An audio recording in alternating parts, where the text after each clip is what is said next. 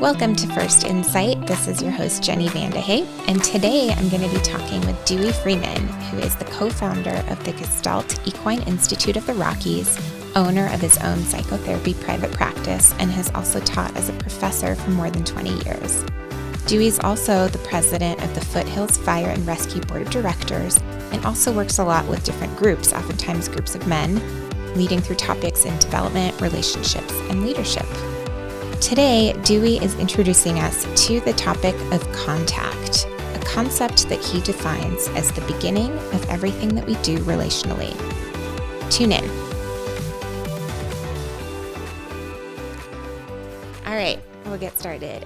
Dewey, welcome to the First Insight podcast. Thank you so much. Really, Thank you for having me. Oh, we're so happy to have you here. And today we're going to dive into lots of different topics as it relates to being relational, what we can learn from horsemanship, which is something you have a lot of experience in, and how that can translate to leadership and culture and building trust and all of those things. I think to start, I'd love to really talk a bit about equine therapy and Gestalt therapy, so that we can start to really make that connection between why horses have been introduced in terms of, being therapeutic for people, but also just how can we learn from their behavior. So will you tell us a bit just about how horses are used in that way and why that has been so important to bring in?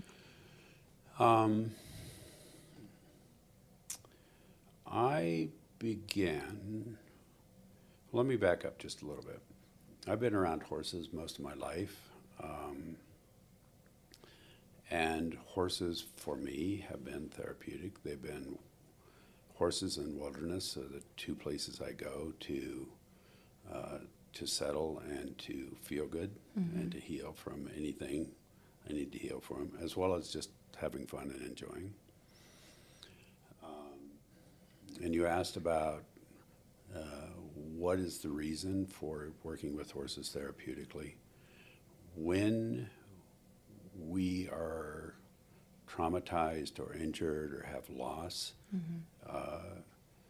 almost all of that is because we've been injured somehow in a relationship or relationally. We've been left, we've been betrayed, we've been abandoned, we've been invaded, those kinds of things. Horses have survived for about 5 million years because they are incredibly relational, they're incredibly open to contact, and they're incredibly open to supporting and being supported.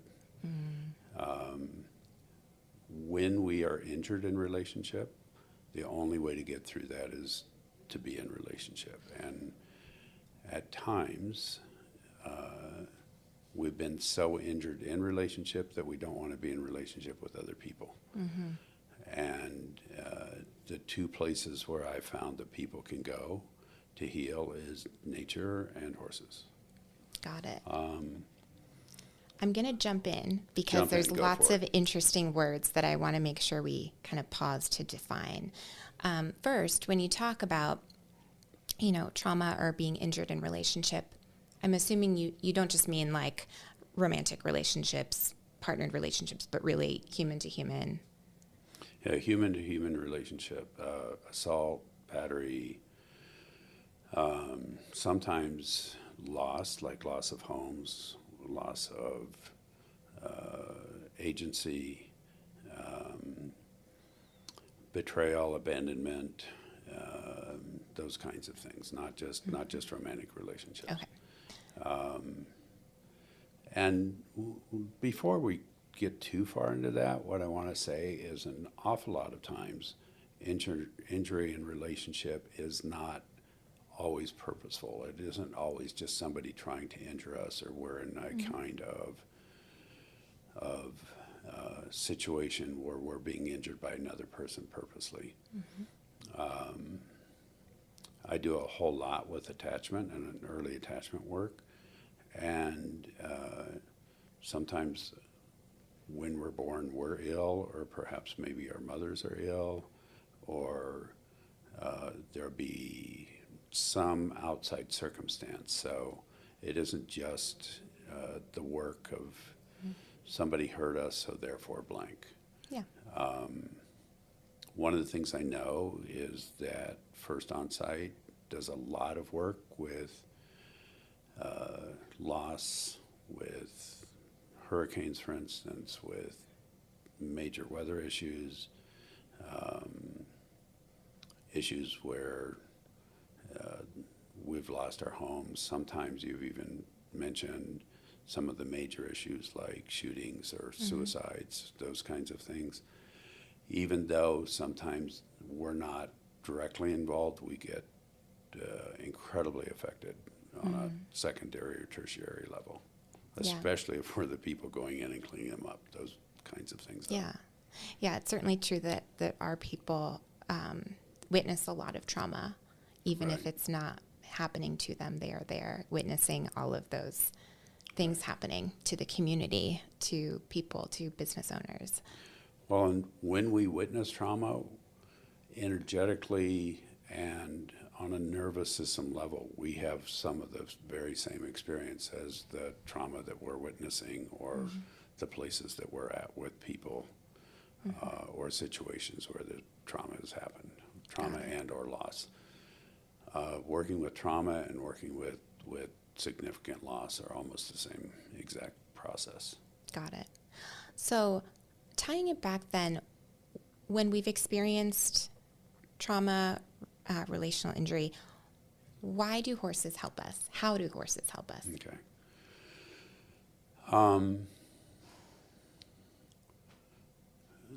This is layered, so let me walk through this. Okay. Horses in the wild are prey animals. They have, for over, again, millions of years, figured out how to survive. And the primary way they survive is through relationship. And when I say prey, what I mean is in the wild, they're the ones that get eaten by lions and tigers and bears. Oh my. So they do not hunt. They are not, they do not pursue other animals for their survival. What they have had to learn is how to be able to be in relationship to survive. That's one level. Okay. And let me just also put in there, if we're working with horses and we do not walk in as a predator, they don't have to be prey. And that's one of the keys to working with people who have had loss and trauma, is that when we're working with someone who's had loss and trauma, if we come in a neutral kind of place, then people don't have to respond. Part of the reason I'm tying that in is because when we experience loss or trauma, we end up feeling like we're prey. The significance of that is that when we feel like we're prey, we end up trying to protect ourselves. Yeah. So, which is normal. It's what we're supposed to be doing. So part of the healing, both with horses, working with horses, but also with people, is the process of being in a relationship where we do not have to protect ourselves. And that seems to be a really central theme that we can translate to being in an organization that's going through change, right? Right. There's a lot of stress that comes along with that. And how do we help people stay in a relationship with one another rather than going into this defense mode? Is that Right, instead of going into a self-protective mode. Yeah.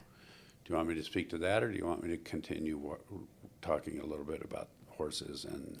Let's go back. Yeah, let's continue. Okay. I just wanted to pause and kind of make that connection because, again, Totally. this Makes is total sense. a big topic. So one of the first levels is all of the pieces of sort of the predator-prey protection kind of process. And I want to talk about what happens when we go into protective mode Okay. in just a minute. the other piece that's incredibly interesting with horses is they are so much larger than us that their energetic system is as much larger than us as they are larger than us. So maybe the average person might be between 150 and 200 pounds, for instance. The average horse is between 1,000 and 1,300 pounds. So even someone as big as me going in, my horses are still 5 to 6 times bigger than me.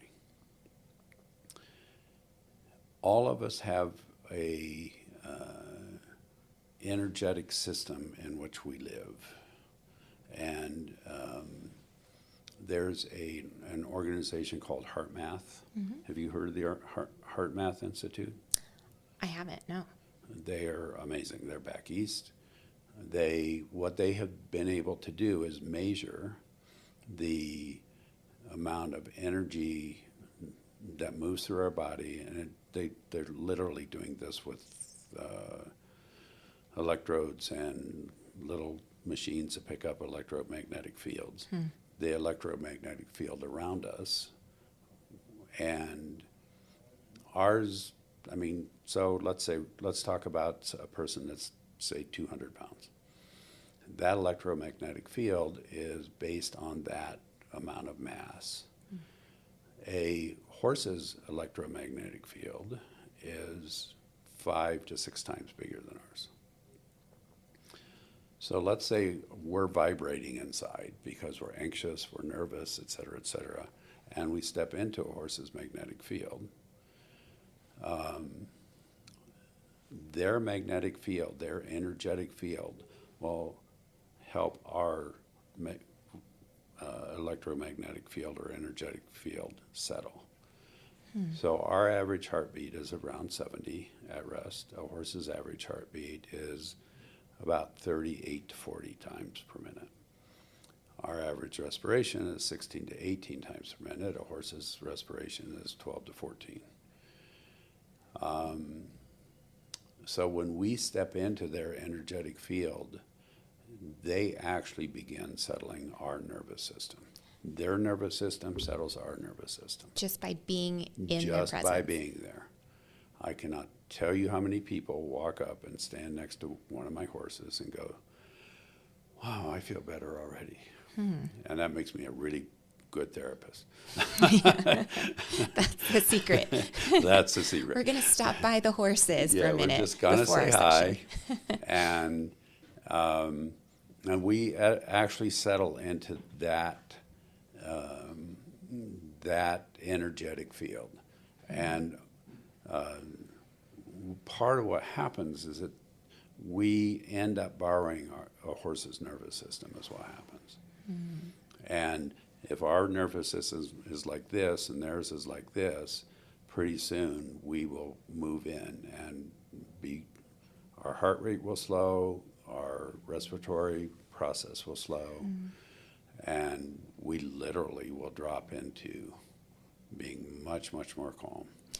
So we've got Oscar as our office therapy dog, Yep. but it sounds like we really need a horse to roam the hallways. Well, he's almost as big as a horse. This The is same true. thing can happen with dogs. The exact same kind of process can happen Okay, with dogs. and that's why therapy dogs are a thing, Yeah, right? therapy dogs are an amazing part of the work that can be done. Absolutely. Can humans have a similar effect on other humans in terms of borrowing the nervous Yes, system? we can borrow each other's nervous systems, both in positive and not so positive ways. Okay. One of the processes is that I work with is the whole idea of inside energy and outside energy. Part of the work that I've personally done is working on being able to be aware of what my energy is doing and how to literally slow my energy down and how to allow another person to borrow my nervous system to where I can actually be able to wrap somebody in my nervous system sometimes along with my horse, where people will go, and when we move into that place where our nervous systems are not regulated, we're actually moving into a place that is called our sympathetic nervous system. Mm-hmm. And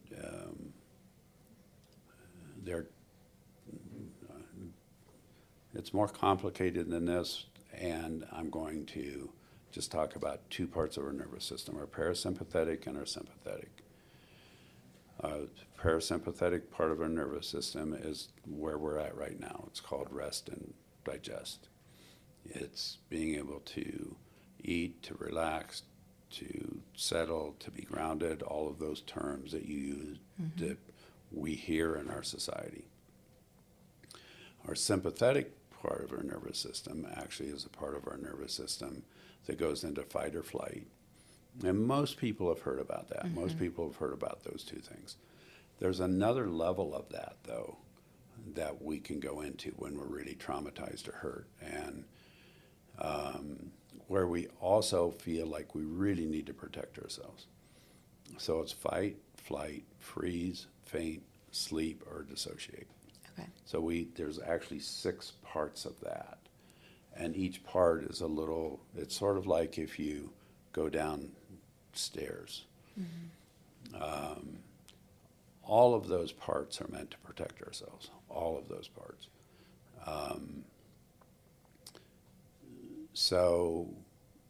And again, not only can horses help downregulate our nervous system, they also can help upregulate our nervous system. They can actually bring us out of those dissociative places, or the sleep places, or the faint places where we literally go away as a way to protect ourselves, mm-hmm.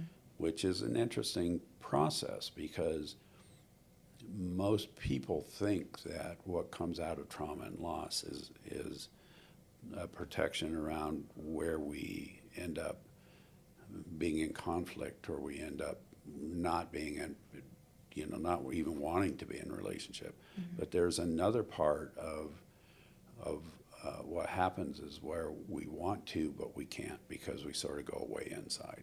Mm-hmm. And so both of those are processes that we can work with. Got it. And it's actually really hard to go away when there's a 1,200-pound horse standing next to you. Yeah, that and keeps like you present. Sort of sniffing you, or just being with you. It really brings people back into relationship. We can downregulate, or we can upregulate to be in relationship. Got it. So horses teach us how to be in relationship. Yes. And here's one of the other cool parts about it, is horses have absolutely no judgment about it. Mm. Tell me more about that. Like, how do we do that in our lives? Right. Very cool. Well, I'm interested because, we're going to be touching on just what we can learn about being in relationship leading from horses. Mm-hmm. But there's obviously some inherent differences too, right? We talk, horses don't speak. As humans, we judge. That's a human thing. But are you saying that horses actually don't judge? Horses have zero judgment.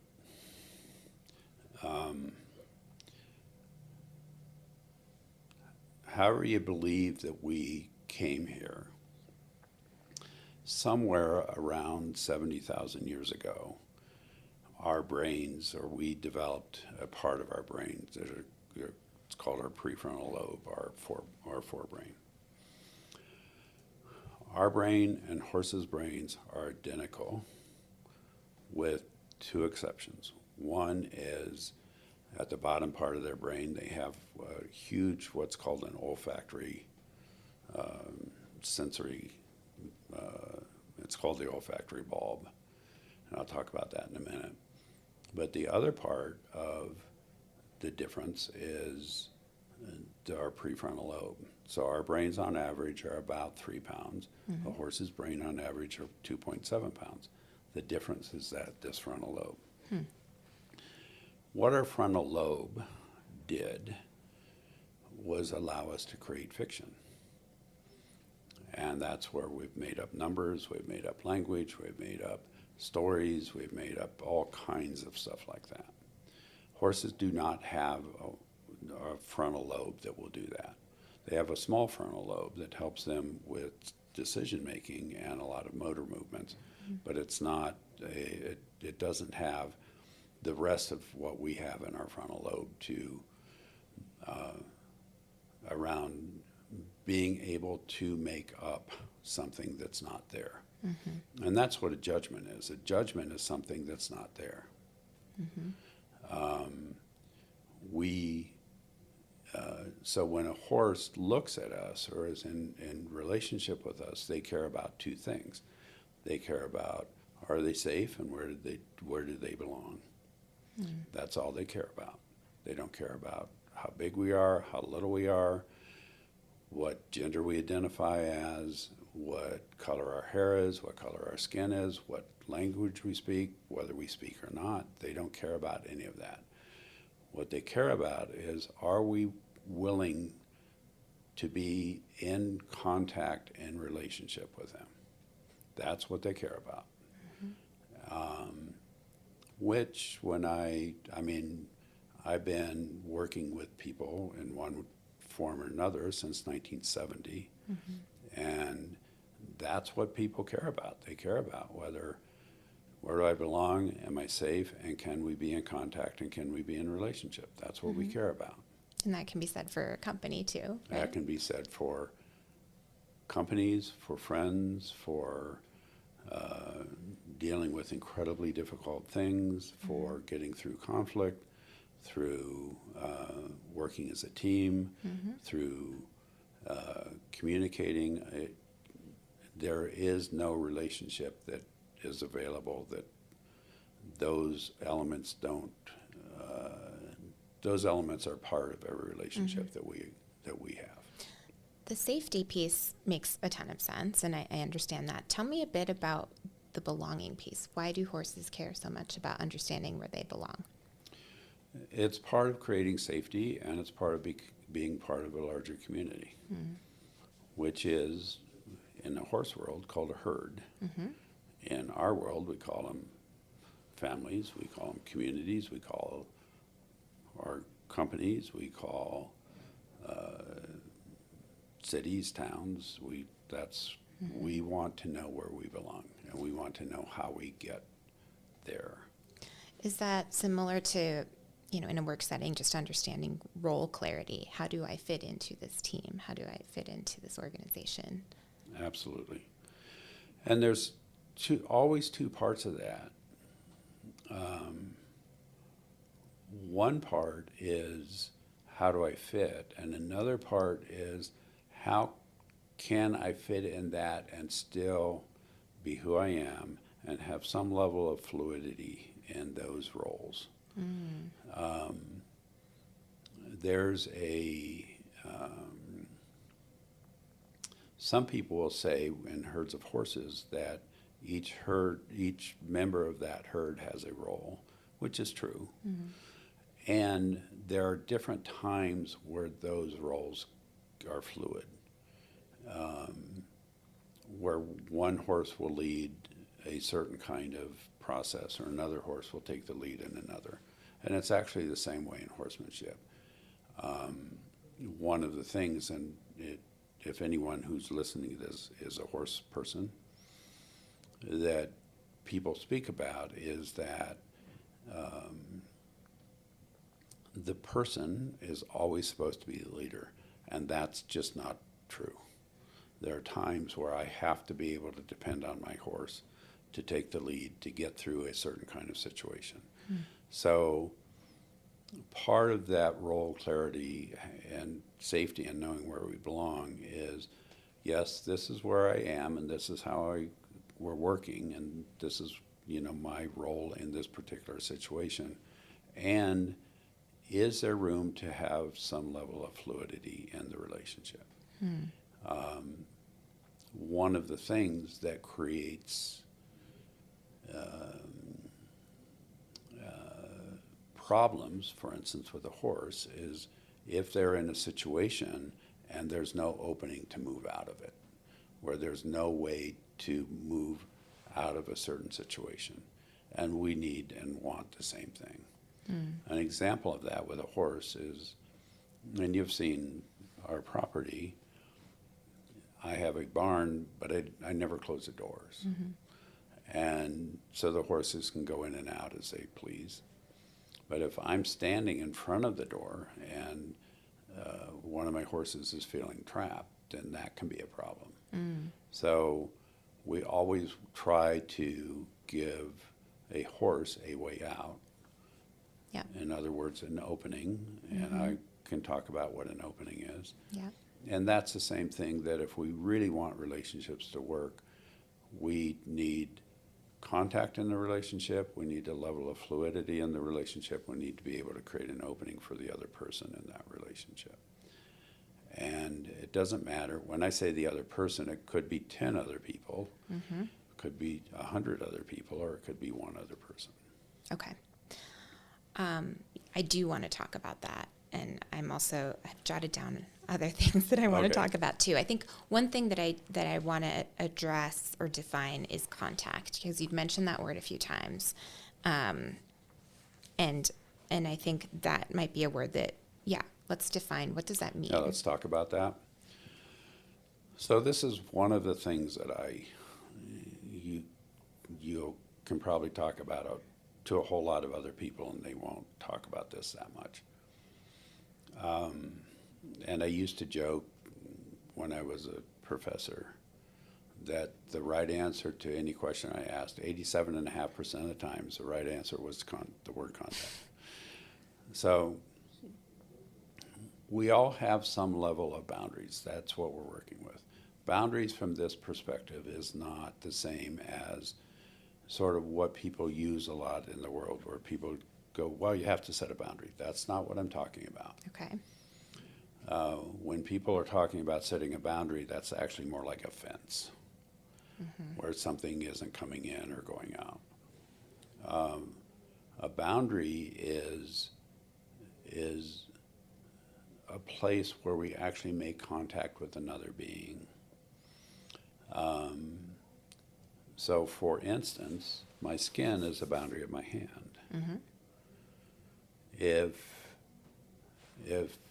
And anyone who's watching this, if you want to play, put your hands about this far apart and bring them together slowly. And at some point, you'll feel sort of a warmth between your hands without touching.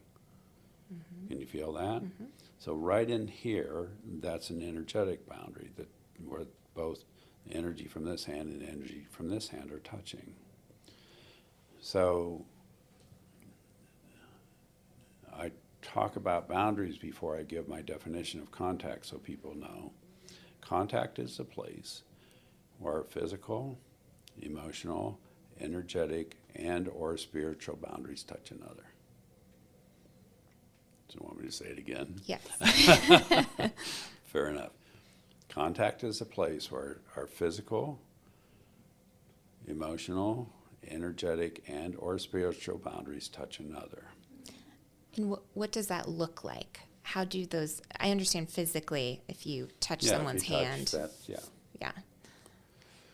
So an energetic boundary is what we just spoke about. So when two people are close, you can actually feel the other person.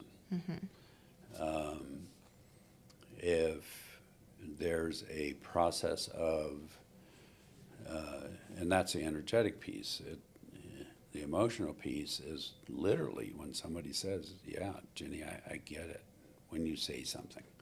Where you might be excited, and then I go, wow, yeah, I'm excited too. So it sort of seems or feels like it's an acknowledgement of those things meeting. It's something resonating. Yes. So in this case, boundary is not a bad thing. No, in this case, it's actually where we touch each other and how we make contact. So another word could be, I don't use the word touch because most people think that's like physical. Yep. But so contact is where our say, energetic boundaries touch each other. Contact is where our emotional boundaries touch each other. And interestingly enough, to have contact, we have to be separate. We have to be different than the other person. So a lot of times what I'll talk about is that we meet at our differences. And which that translates hugely into work. It translates into all relationships. It's like, how do we honor differences, and how do we make contact through our differences instead of trying to get everybody or everything to be the same? Right. So if I'm kind of recapping to make sure I'm tracking, if we are learning from horses, then we believe that contact is important, right? Yes. To be relational, for relationships to function, and contact requires that meeting of boundaries. And in the sense, boundaries are not a bad thing. You're not violating anything. They should be meeting. Right. That's where we touch each other. And another way to say that in Jenny language could be, acknowledgement, meeting in the same place, getting one another, feeling seen. Is that kind of on the right track of contact? Yeah. Okay. So let me talk about that a little bit. Yeah.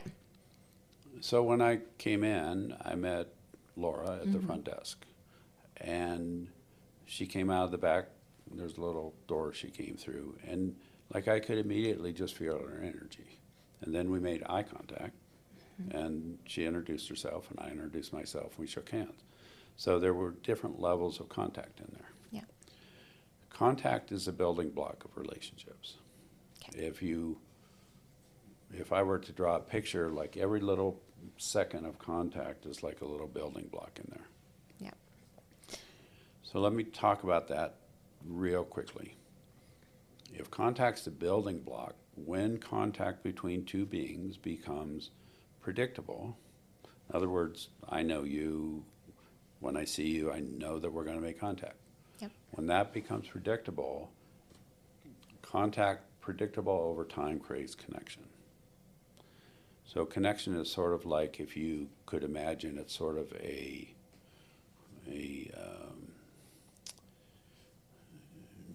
bunch of building blocks of contact.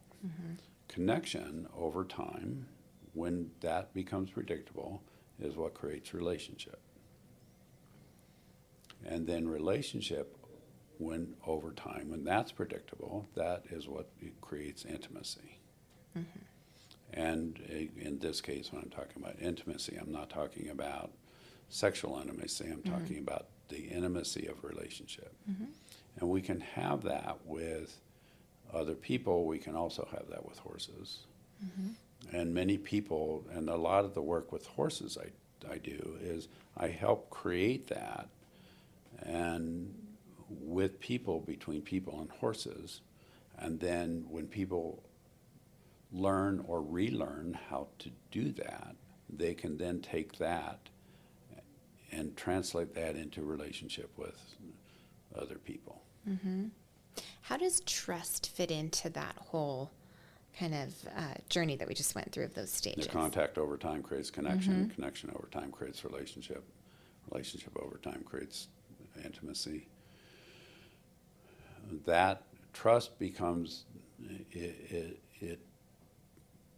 is, when I talked about when it's predictable, that's the creation of trust.